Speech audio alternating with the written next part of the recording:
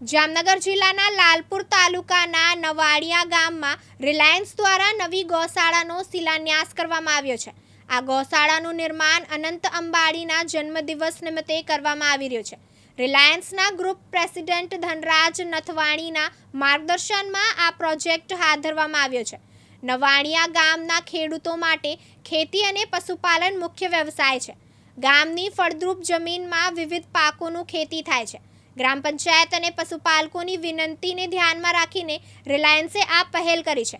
નવી ગૌશાળા 5800 ચોરસ ફૂટના બિલ્ટઅપ વિસ્તારમાં બનશે। તેમાં 60થી વધુ ગાયોને આશ્રય મળી શકાશે। શિલાન્યાસ કાર્યક્રમમાં શાસ્ત્રી રાજેશ રાજ્યગુરુ, રિલાયન્સના અધિકારીઓ અને ગ્રામજનો હાજર રહ્યા હતા। ગૌશાળાનું બાંધકામ પૂર્ણ થયા બાદ તેને ગ્રામ પંચાયત અને ગ્રામજનોને સોંપવામાં આવશે।